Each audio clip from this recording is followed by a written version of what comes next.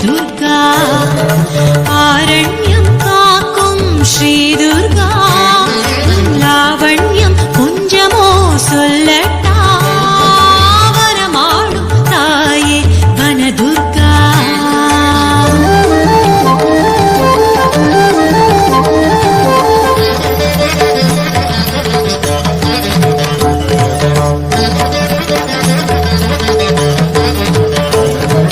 நவமணியாய் வந்து உதித்தவளே ஒரு மணியாய் வனம் புகுந்தவளே நவமணியாய் வந்து உதித்தவளே ஒரு மணியாய் வனம் புகுந்தவளே தவமுனி ஊரை காப்பதற்கே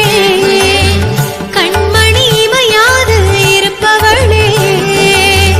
மூகாசுரன் மூர்க்கம் முடிப்பதற்கே ஏகாம்பரனானை எடுத்து வந்தார்